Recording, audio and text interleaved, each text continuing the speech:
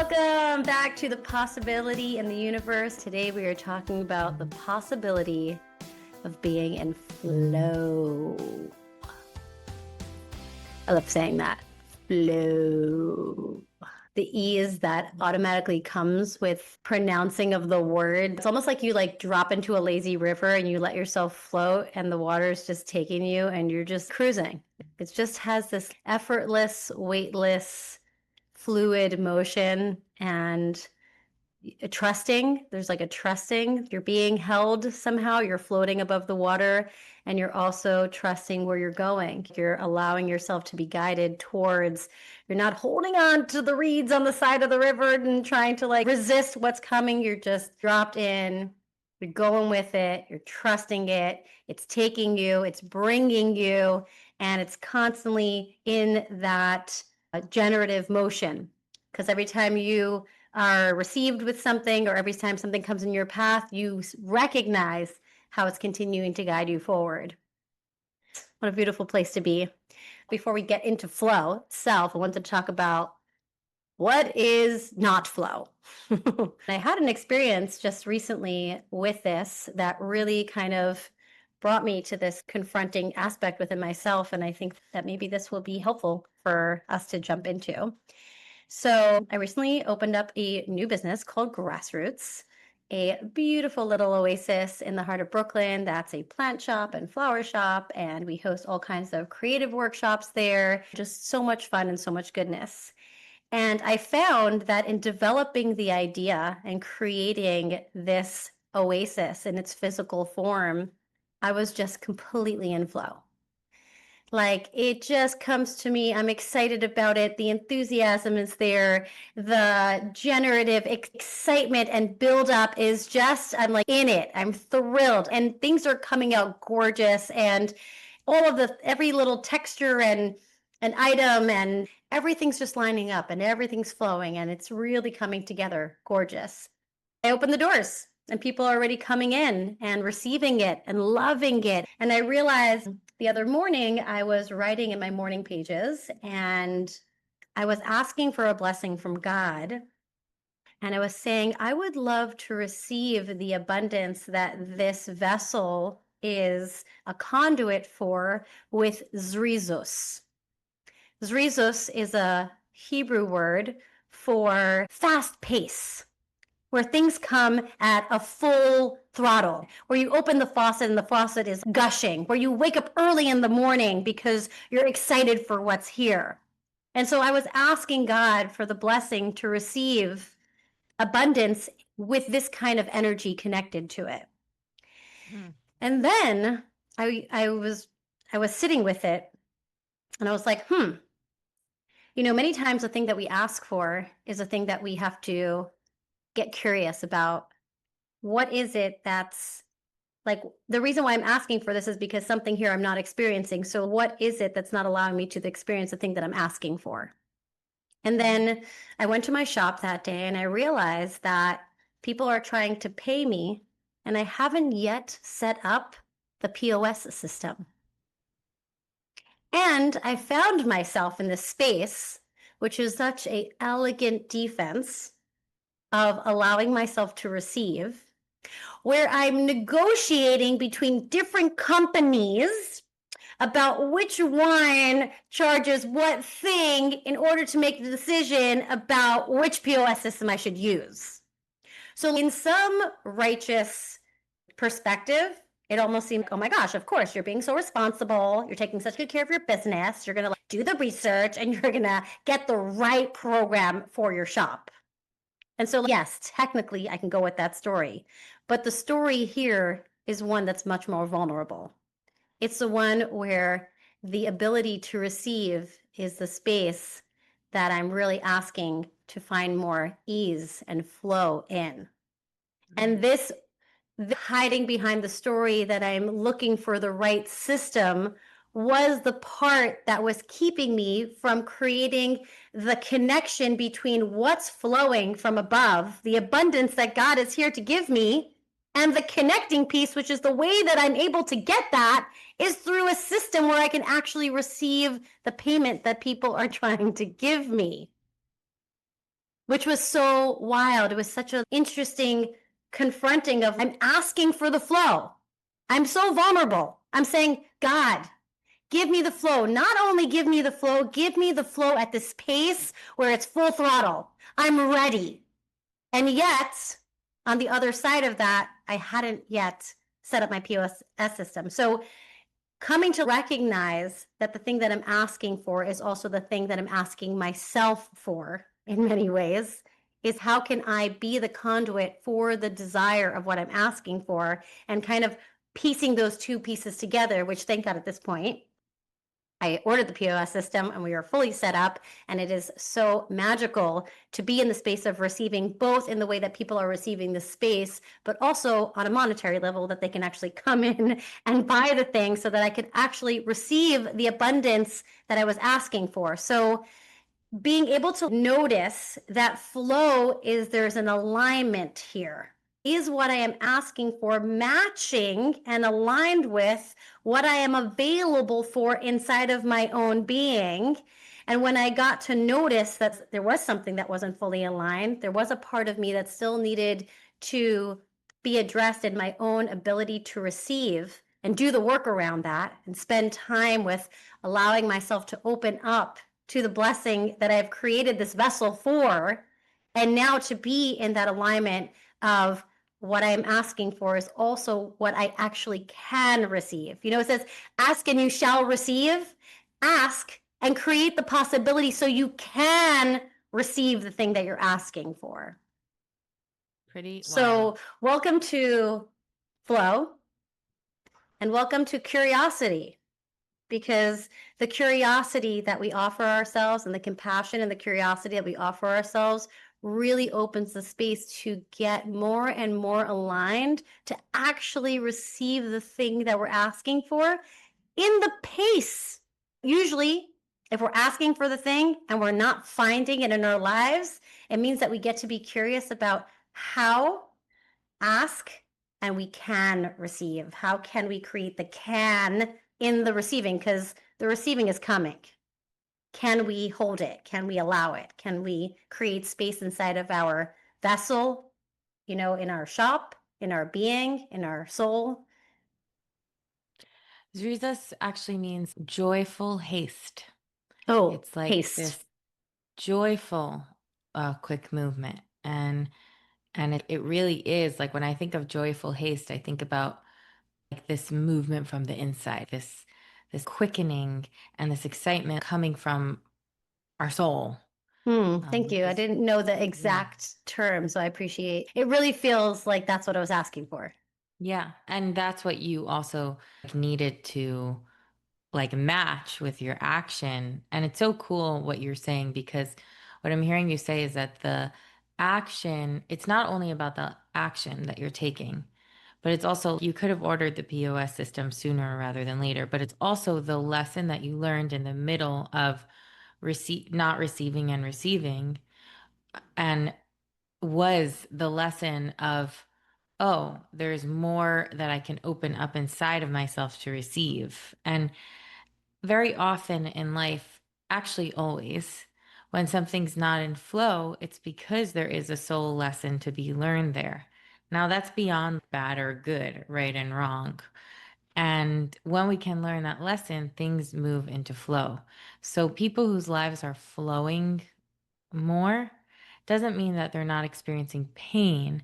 It just means they're not spinning and tripping and ruminating and suffering of this thing shouldn't be this way. Mm-hmm. Instead, they're looking at it and saying, what is this thing that I can learn inside of this situation?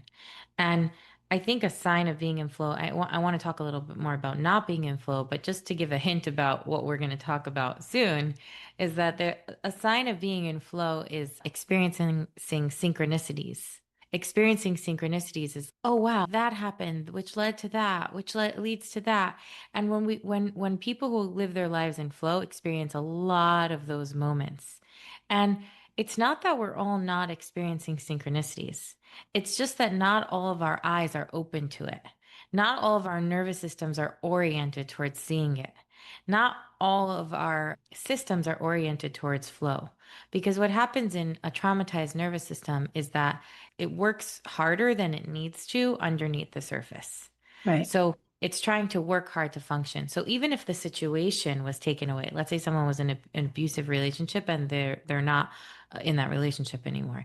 Even if the situation was taken away, the way that they might navigate would be the same, and their system could be stuck on or stuck on off. Really teaching our system not to work so hard is inviting in flow. Often, when I'm working with my clients, I'll track the restoration of a few different things inside of their system. One of them is the restoration of like like the tree of life, which is like their Mm. roots, their stability, their anchor, their safety, their home. Another one, and there's a few, I'm not going to share all of them right now, but one of them is the restoration of the stream of life. It's like the Mm. restoration of the stream of life force inside of their system. And there's specific ways in which I track that on an energetic level, on a physical level, on an emotional level. And when I see that come back into space, I'm like, oh, they're in flow. They're in this right relationship with life. Their life is Mm. moving in an aligned way. And even as you can hear me say that, you can probably feel like, oh, we know when that stream is moving through our being and when it isn't, when that stream is moving in our field through our field or when it's obstructed. Someone asked me recently, she said, I work with a lot of practitioners and healers and therapists as my clients. And also like business owners, like people who run like successful productions, you know. And somebody asked me recently, they said, Rivky, I see you run a very successful business. There's a lot of people are always, things are always full. People are coming to your retreats. People are coming to your groups. People are working with you one-on-one. Someone, you know, a client leaves, a client comes. Like it's always very fruitful and multiplying and abundant. And she said, like, how do I create that? Like, I'm in a lull in my business. Mm. And I said, you know, this is a question that I asked myself. I asked Mm. myself, Rifki, you say that you want more, but can you actually be with more? Can you actually hold more? It's like that show, don't tell your children. There's also this show, don't tell of your nervous system. And I told her, I said, you say you want more clients, but do you actually have the capacity to be with what that means? Do you actually have the emotional capacity to hold more clients, to pray for more clients, to be in the field with more intense energies? Does your body actually have the amount of health that it's asking for to hold that kind of healing? And same thing, you know, I tell myself, you're asking for love, but can you take compliments? You're asking for health, but are you going to sleep on time? There's so many things that are basics that we don't necessarily, you know, you're asking for the abundance, but did you set up your POS system to be able to collect it? And what's in between that? Then we get to explore what's the soul lesson that I can learn here as to why I can't take compliments. What might I believe about myself, about my value, about my worth? And the list goes on and on. And this client told me, she said, it's true. I actually am asking for more, but I can barely hold the ones I have already, and I can barely hold my own children and my own self. I'm not taking very good care of myself. Mm. Asking for more. I'm asking for more clients, but am I eating lunch? And it's like there's this quote that I saw on Instagram a few times this year that said, everyone wants to do ayahuasca, but nobody wants to do the dishes. And I love and it's it. like everybody wants more healing and wholeness and inspiration and growth. But are we actually willing to roll up our sleeves? We say like we want more connection with God, but are we willing to sit in silence alone? Yeah. You know, we say we want more peace. Are we willing to feel the grief that might be in the way of that? And the possibility of flow is the possibility of seeing what is actually not necessarily aligned always. And that's something that can feel confronting. But confronting doesn't have to be hard. Yeah. And we can reframe our relationship with it. I was on the phone with someone who is my mentor, and they were telling me something that was a bit confronting about myself and the way that I navigate life and about my soul. And I was like, I was literally rubbing my hands together. I'm like, yes. And he's like, what? Why are you so excited? This is a little bit intense. And I was like, because I know what happens on the other side. I Yeah. know what happens on the other side of facing the things that were in the shadows for so long. Yeah. And so there's definitely something here that I think it's like we want more, you know, and this is something that I think about a lot. There's people that I know, I want more money, but are you willing to work? You Right. know, and there's something in that that's really, really confronting because a lot of times people sell us the social media and pop culture and the world. I talk about this in every single podcast, like sell us these stories that then we orient around and we believe our reality and they actually are not working. And we think if we just try harder, then they're going to work. You know, Hmm. manifestation has to come along with aligned action. It has to. Absolutely. Yes, And absolutely. and this is where like flow doesn't necessarily include, it's not that I don't work hard. It's that I'm working from my soul. So the hard work feels like fun and abundant and like effervescent and exciting and vital and revitalizing. But it doesn't mean like if you go to sleep at the end of the day and you crash on your pillow because you're tired, it doesn't mean there's something wrong with you. It doesn't mean you're working too hard. It means that you're going after what you desire. So there's a lot of balance to be found there. Laying on your bed and expecting life to come towards you is not feminine energetics. Yeah. It's feminine energetics is surrendering to the fact that the flow comes when we're in alignment. Wow. Gorgeous, gorgeous, gorgeous, gorgeous. Thank you so much for your wisdom and clarity because it's so helpful to be able to make the distinction, you know? I think that definitely flow is sometimes misunderstood as this surrender, but in this way that's like, oh, fine, then just show it to me kind of thing. Like Yeah, forgetting that we contribute so much to our reality with how we show up for the flow, for the yeah, alignment that is this flow and the way that we get to be with it. It's not a surrender and then we're just taken and then we're just a victim of the reality. We are an active member of listening to the guidance that is here for us and doing and creating myself, setting up the POS system so that I could be in the flow of where I'm being guided towards. Like part of confronting that part of me was understanding that that's not by chance. That is a synchronicity, just any of the other ones that I experience, which is guiding me inward towards a part of myself that's asking to be looked at so that I could create the spaciousness around it to be in a continued flow. And I think that like sometimes we bump up against something and then we're just like, forget it, forget it. You know what? Forget it. You know, and then we just throw the baby out with the bathwater. It's like, 1 second, 1 second. Maybe there's something here that is going to allow for a more profound and deeper refinement or even an easier system somehow because yeah. I am being confronted by this. But if I address it with curiosity, I can get more aligned. And then we lean into a space that becomes more effortless. It does. Yeah. And a big part of coming into flow is trusting our intuition because there's this intuition, there's this instinct, there's this inner knowing that's guiding us. And the more we listen to it, the louder it gets. The more we trust it, the more trustworthy it is. It's like it really is this very generative system that God gave us in order to survive and exist and thrive. And very often we wonder like why we're not in flow when we're really not trusting our instinct.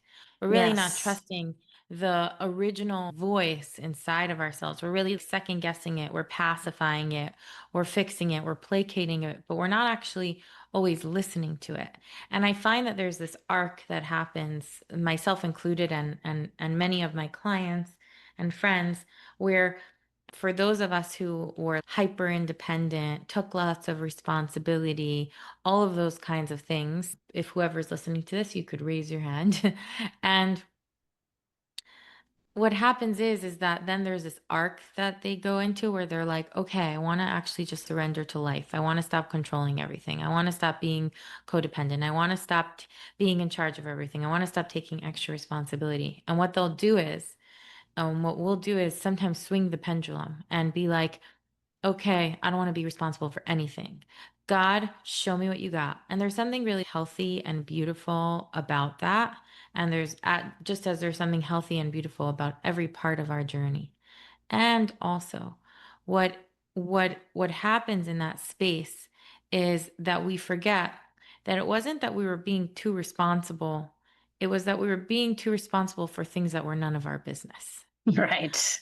But things that are actually our business, it is our sacred duty to be responsible for. Yeah. But learning about what is our business and what isn't our business is the journey of our lifetime Is for our recovery. business. Is our business Yeah. and is the journey of our lifetime for recovering like hyper independent, codependent, like hyper responsible or martyr or sacrificing type of souls. And I think that sometimes people are like, but I don't want to take responsibility for this because I don't want to be responsible anymore. And I'm like, and I think to myself, but this thing is actually your responsibility. Like your responsibility is to take care of yourself. Your responsibility is to assert your needs. Everything else that you did before was the extra thing.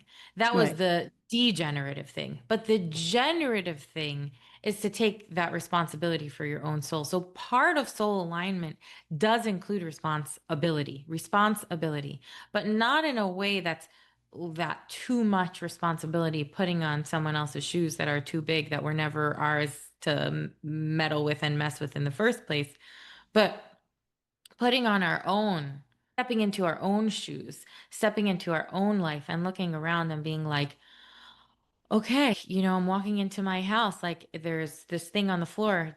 If I don't pick it up, I or someone else might trip. I could choose not to pick it up, but to say, oh, I don't want to be responsible for this could be a little bit silly because then if I'm walking into my house and it's really late and I'm tired, I probably will fall. Right. And I feel that so strongly I feel so strongly about this idea because there is a misconception about this that actually brings us more suffering than peace. Right. And the flow is inside of alignment. It's not inside, and ease comes from that.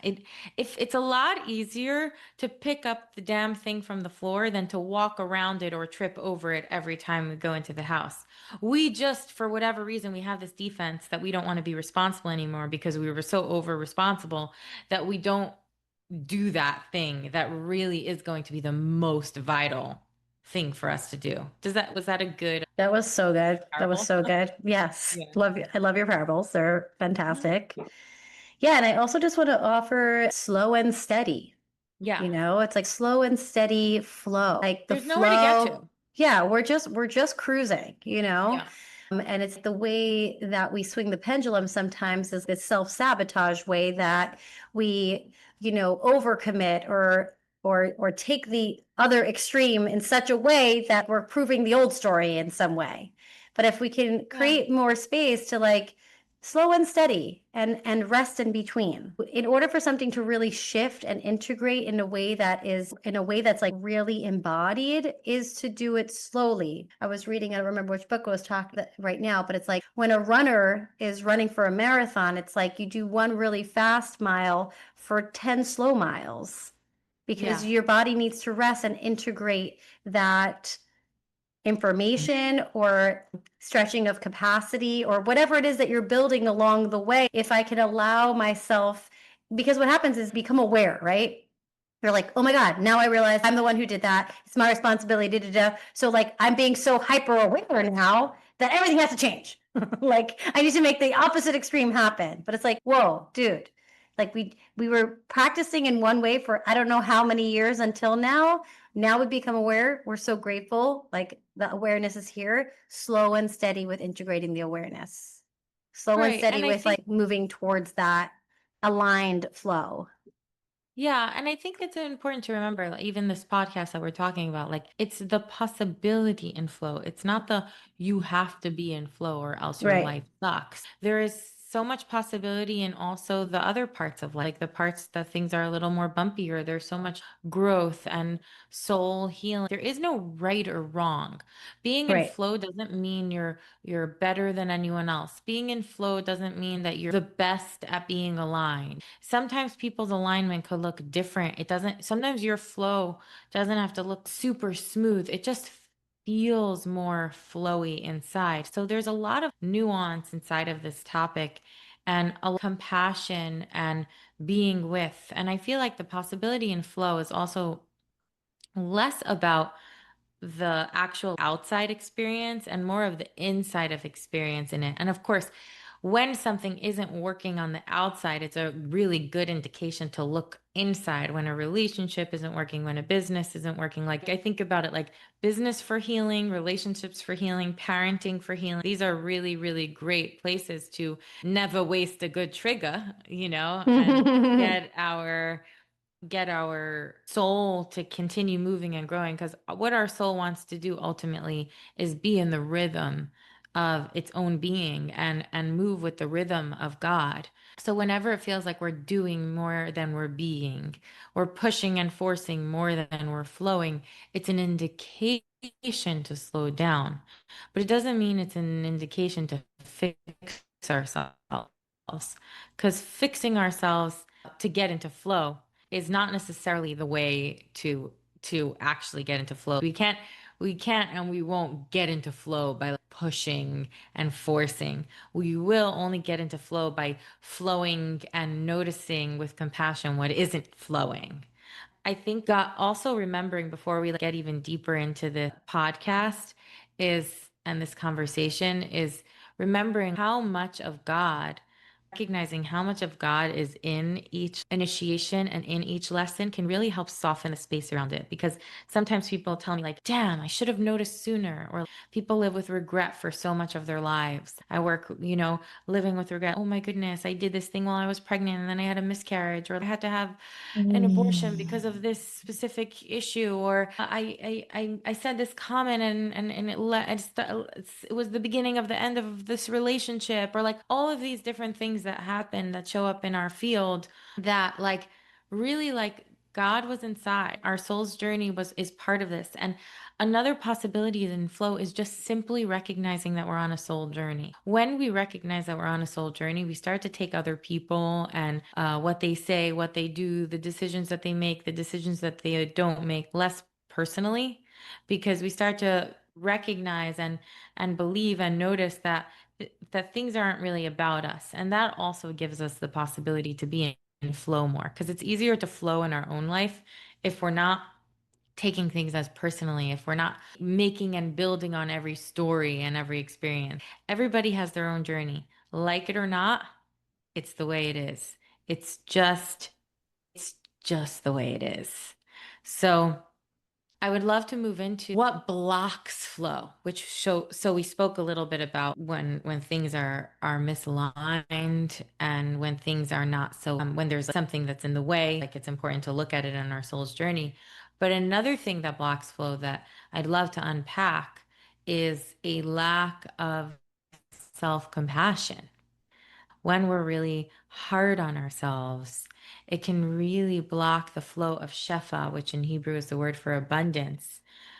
When we see that things aren't coming through and we start to judge ourselves too much, oh my gosh, where am I misaligned? That blocks flow just the same as the misalignment itself. So when we can really understand this is from God, I am a piece of God. I am a valuable being, whether something is working or not. The space automatically starts to soften, and we don't have to like spin and trip inside of a vortex of shame or blame. And I feel like what happens is inside of most scenarios is that because shame feels such a toxic emotion to feel inside of our being, because what's shame telling us? Something that isn't true, that our being is not as valuable as it really is. It's not Grief is real. Yeah. Fear often is real. Shame is telling us a story that is the antithesis of our soul alignment.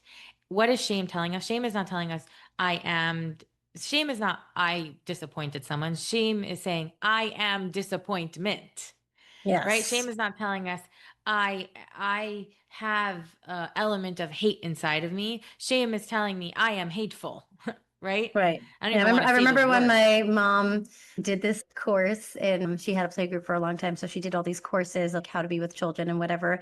And she was being taught that like in reprimanding a child or whatever, she didn't even use these practices, but it was things that they taught in the school that she went to. Yeah. But it was like, don't tell the child that they're a bad boy. You could tell them that they did something that was not okay, something like that. So my dad, just to be funny, he obviously tone of voice plays a big role of that. So he just like, pulled one of those, very gently saying, "You're not a bad boy, but you." Bad thing, and the kid's like crying. It's like, well, yeah, dad, that's not the point, not to one of the children in the playgroup, to one of my kids, just to That's so try it funny. out. He was Whatever testing the they theory. testing the theory, yes. Just funny how that is, and the Yeah. ways that so often we speak to our children and or received information and we over identify with that aspect that it becomes who we are when all it was an expression of something that happened in a moment. Yes. And this is kind of where this is going, because the shame is so toxic, what our systems have learned, cultural, environmental, religious, family systems have learned, is to transfer it. We need to get the toxicity off of us as soon as possible. Mm-hmm, mm-hmm. Pulling it. So how does shame get transferred? Through blame. So because it's so toxic, because shame is so toxic, why is it so toxic? Because it isn't who we really are. So our neshama, our soul, actually can't hold it inside of itself. Instead of sitting with ourselves, feeling the sadness of believing something that isn't true, and coming back to our own value and our own worthiness, for thousands of years or hundreds of years or in traumatized times, we've transferred that shame onto others. Yeah, You are toxic. I'm not toxic. You are toxic. What does that create? First of all, a tremendous amount of othering in the world, like a loss of oneness, a loss of connection, a lot of me versus you, a lot of war on an individual, collective, family type of level. And also, it creates which is like tons of resistance in our fields, like the opposite of flow. You know, the opposite of flow is, and blame really comes from this self-compassion that we're missing, together with emotional regulation that we're missing. Because if we could really sit and hold our pattern for long enough, then we wouldn't feel like we needed to transfer the toxicity immediately. We're not going to die if we let ourselves alchemize this back into love. So, a possibility in flow is learning to sit with our shame long enough to call it by its true name, which is like grief and sadness for the fact that this is in our field, and returning to our own value. Becoming back to our own value and worthiness is the antidote to shame and the possibility in flow once again in our yeah, lives. so beautiful. I love one of the things that I learned in recovery is this idea of blame is like when you're pointing a finger, there are three fingers pointing back at you, and this possibility to recognize and be curious again in those moments where I'm trying to throw the toxic energy out or away or push it onto somebody else. That's the moment where the pointing finger, you get to like pause and be like, hey, 1 second, I have a finger pointing out. I'm curious about what's mine here. The three fingers that are pointing back at me is this Mm, opportunity for the possibility and flow by giving myself an opportunity to be like, I'm curious about what it's been so hard for me to sit with here. What might be my mm, part in this? What might need some of my undivided attention so that it could allow it to pass through my system? And I always just love that one because like visual things are I relate to much more deeply because I'm a very visual person. So mhm. seeing the motion of that pointed finger was so impactful to me. Oh, I see what's happening here. I see the Mm. balance of what's pointing out and how much is really pointing back at me, and what can I hold and hold an accountability for myself ultimately, you know? I love that when they're wow. And what's so cool about that is that there's this very clear reminder, literally visually in our minds, whenever I'm pointing, Yes. it's also I feel into that outward motion. I'm transferring. There's a transferring Yes. that's happening. There's a throwing away of something that's happening. And that doesn't mean there two options aren't either just pointing at myself or pointing at someone else. Yes, The that's true. third option is really to send it behind me as grief, as anger, where it belongs, like sacred grief, sacred anger of like, this shame should never be in this system. It's so Mm, much more clean than because what we do in our world is either we swallow it and we believe that it's us, or we put it on others. And really the third option is not blaming, not shaming, but sitting with it long to call it by its true name, what it yeah. really is, which is these like very dense energies inside of our field. And you're making me think when you say that, even though it's not fully related, but I think it's like one of our favorite topics. This idea of there's this existential kink that many of us have to not be in flow. And I think it's really important to talk about it. Mm, There's a reason why we don't want to be in flow. And sometimes, sometimes there's like this technique in therapeutic and all different modalities say it in all different ways. But basically, the question is it seems really important for you to stay stuck, or it seems really important. Like, what is the mm. reason why it's so important for you to stay in this, whatever this is? And or what are you receiving by being here in the Right. stuckness? Because if you were not receiving something, then you wouldn't stay here, which means that there's Exactly. got to be something that you're feeding or enjoying or finding purpose in or finding or where you feel like it's matching the value that you hold yourself by and it's perpetuating that story. I remember that, in the industry that I've worked in, which is florals for so long, and working with people in that realm, how there are definitely people who are so excited to love and enjoy beauty. Mm-hmm. And there are those that, no matter what, want to be disappointed. Yeah. And I used to take it personally because, like, I am here trying to please a client and create something that's going to match what it is that they desire.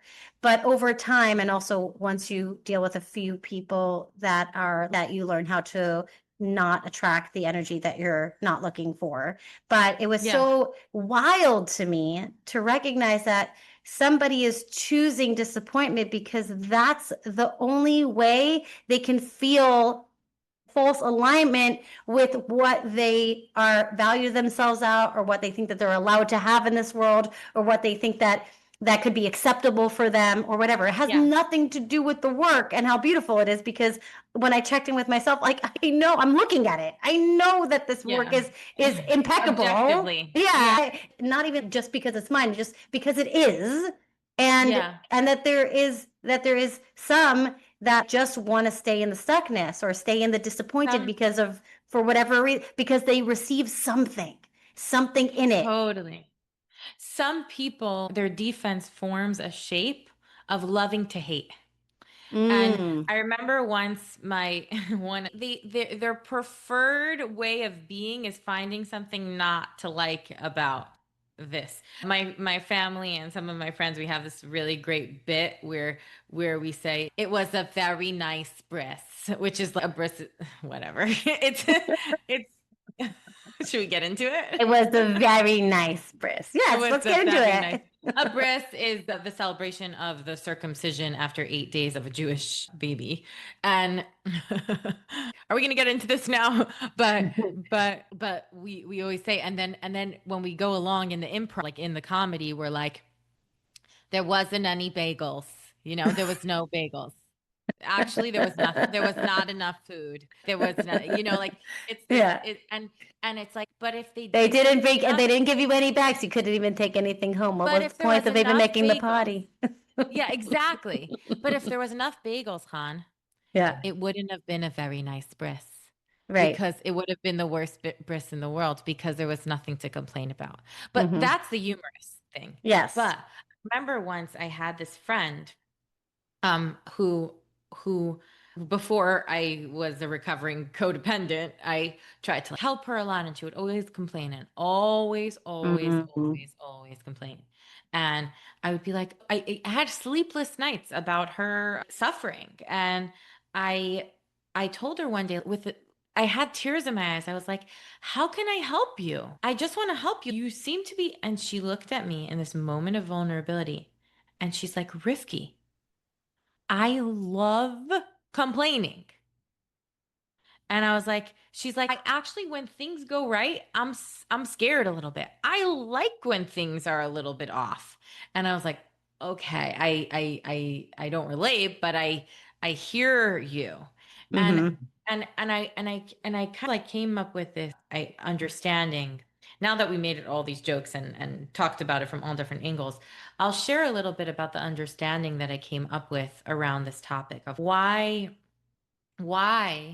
on an existential soul journey level we choose or desire to stay inside of our victimhood or to continue to feed our victimhood. And what I Hmm. came up with is in the truthiest truth of my being, which is our soul's number one desire is to be close to God, Yeah. to be one with God, to cleave to God, to cling to God, to walk with God, to be led by God, to be held by God, to be inside of oneness. That's where we're all going, and that's the direction in which our souls want the most in the world. Like most people in this earth feel this existential yearning towards a home that is the home that is the beingness of God. That's all of our deepest desire. And what happens is that if they were programmed to believe that when they lose all loss of control, when they are in their victimhood, that's when they are like, God, you got me. And somebody was Mm. telling me last week that he was listening to our one of our last podcasts and he recognized that the times that he feels the most faith in God is when he actually has no control. Like when someone way bigger than him says, I'm going to hurt you if you don't do this or blah, blah, blah. That's the time that he's like, okay, only God's in charge. Or Mm. the bank account gets to zero. And it's like, okay, I can't do, God's in charge. I'm close to God.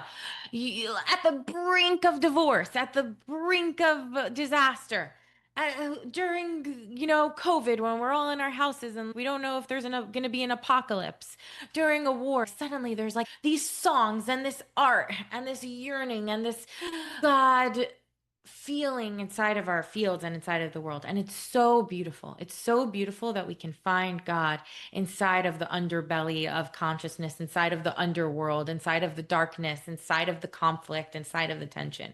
Or And that even I should, want to also bring in, even I know for myself, that moment is like in giving birth, where yeah, you have as much strength as you have, and then there comes this moment where it's beyond what you can pull from within you, and you're like God.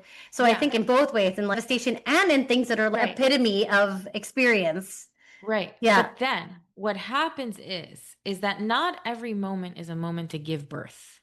Not Mm. some life, when our systems are working too hard, it's because in birth, that's a very important time to surrender to that.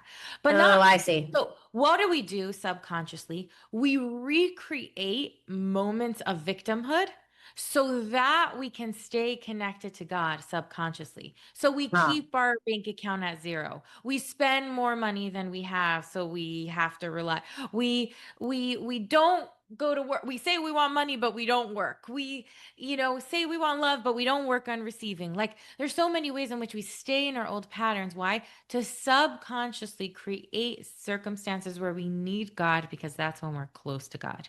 Now, if we can we can keep that. That's good. But if That's we so can good. open up other channels to being able to be close to God, not only in suffering, but also in joy. If we can Mhm. start tracking every moment and seeing the godliness in it. Oh my goodness, my friend came exactly when I needed. Wow, there's a flower, there's a butterfly, there's a tree, there's a freaking rainstorm as soon as it was getting dry outside. This guy showed up at this time and that person called me and then that person called, and like when we could start to bring back the wonder and the awe-inspiringness and the hand of God in the mundane moments. That's how we begin to start rewiring our system to not only feel ourselves cleaving to God and walking with God in the suffering and in the underworld and in the pain, but every single moment. And then we don't need victimhood anymore in order to be close to God. Now, that doesn't mean that we sometimes aren't a victim of a circumstance or we sometimes don't feel like we are, and that's okay. But our systems are working on overdrive to recreate victim moments for such a good reason, to be close to Hashem, to be close to God. So this is the really clear practical theory that I thought we can share to open up people's perspectives to flow. Yeah. I mean, I didn't realize where you were going with that, which is why I brought that example in, but I I recognize think it's perfect, the the example. distinction is that Yeah. that is the way to have godliness in flow. That's the Yeah. way to have godliness where it's not because I have to recreate victimhood, but it's like where I get to really surrender into a moment that is all of what I can ask for, you And there's know? going to be so many moments in life like that. Like, when I used to when I worked primarily with kids, I worked with practitioners who were also parents of Yeah. 20, 30, 40-year-old children, and like I was working with people who were really elders inside of the field, some people, some of them. And I remember one very wise teacher that I was learning from said to a parenting question that someone had asked in the class, why is the world moving towards such gentle parenting? My kid's going to learn to be, how's my kid going to learn to be like upstanding citizen?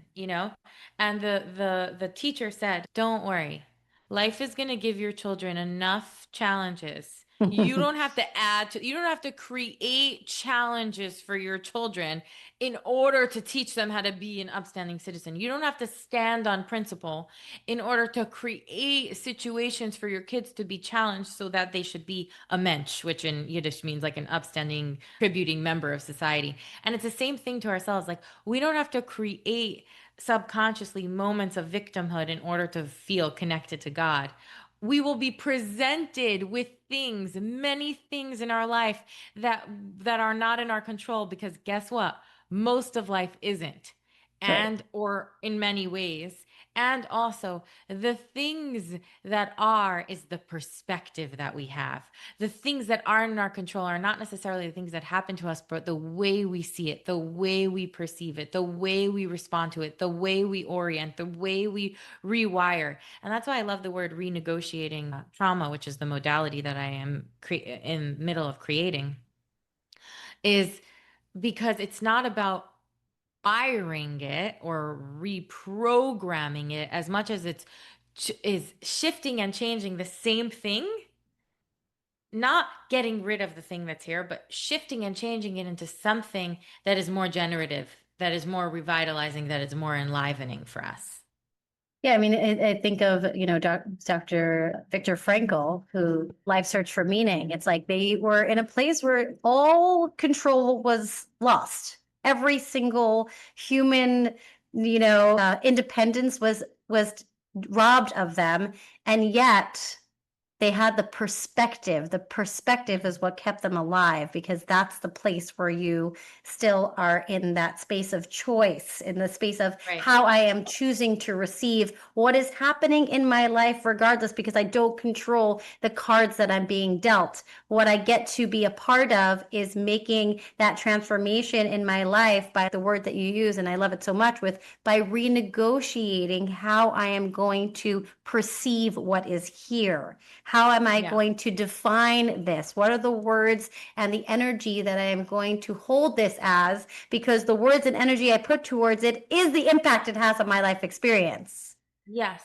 Yeah. We still have so much responsibility, like ability to respond, more than we can ever imagine. And that is, I feel like the epitome, Han, of the possibility in the universe podcast and the idea of the possibility of the universe in general. It's like how much of the possibility in flow and even the possibility in surrender is not in only the actions that we take, but the way that we understand things that are happening in our lives and in our world and in our field. Mic drop. Heck yeah, Ripke. Wow. I feel like we can just keep going in this flow because we're just in the flow. But we are here in time, in the divine timing. Thanks so much for joining us today. So fun to be with you. So fun to talk about flow. We would love, love, love to hear feedback and questions and responses. We really build from the reflections that you offer, and it really helps us be guided towards what else we're here to bring into this world. So thanks for your feedback until now, and we welcome much, much more. Have a gorgeous Yes. day. Yes, thank you. And I also wanted to say that I am going to be having a destination retreat Oh, yeah. in November. It's going to be the next retreat after the summer retreat that I'm hosting in my home in Toms River, New Jersey. This destination retreat is going to be really luxurious and an incredible destination to be announced. You can look at my website for past retreat information. Check me out on Instagram for past retreat information. And if you're interested, just reach out. Yeah. Yeah, very exciting. Till next Okay, time. till next time.